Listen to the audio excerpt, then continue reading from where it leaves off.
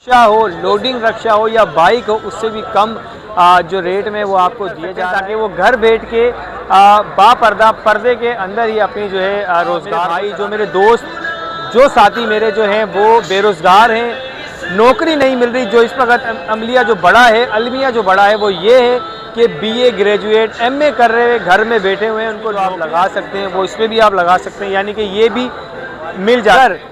इसके अलावा कोई बिज़नेस करना चाहता है जो कैश की मद में इनसे रकम लेना चाहता है कि भाई 50,000 रुपये की मुझे ज़रूरत है, 1 लाख रुपए की मुझे ज़रूरत है, उसका मैं फ़लाँ बिज़नेस करना चाहता हूँ, तो वो भी रब्ता कर सकते हैं।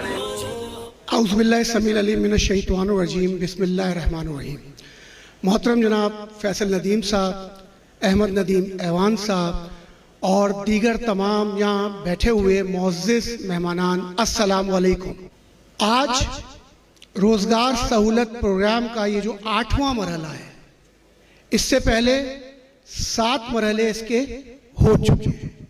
ये वो शहर जो कभी रोशनियों का शहर कहा जाता था, उरूसुल बलाद का शहर जिसे कहा जाता था, एक तारीक रात ने इसको अपने अंदर ढांप लिया था और मायूसी की फजा हर नए नौजवान में एक से बढ़कर एक बढ़ती जा रही थी। ऐसे में पाकिस्तान मरकजी मुस्लिम लीग ने रोजगार सहूलत प्रोग्राम, जहां बहुत सारे प्रोग्राम शुरू किए, उनमें से एक रोजगार सहूलत प्रोग्राम है ताकि लोगों को उनके पांव पे खड़ा किया जा सके। सबसे अहम बात कि इस प्रोग्राम के अंदर, जैसा कि आप सुन रहे हैं, कि शफाफियत सबसे अहम है।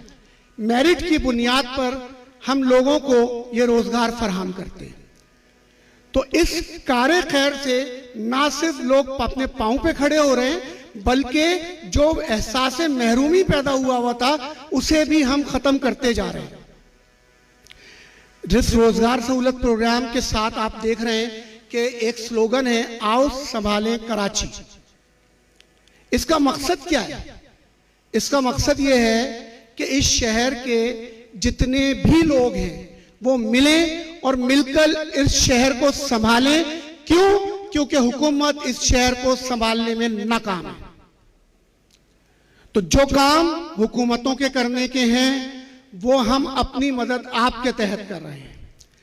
ना सिर्फ रोजगार इस तरह फराहम किया जा रहा है, बल्कि मुख्तलिफ कंप्यूटर के कोर्सेज और दीगर उलूम में भी यहाँ पर नौजवानों को तरबियत दी जा रही है।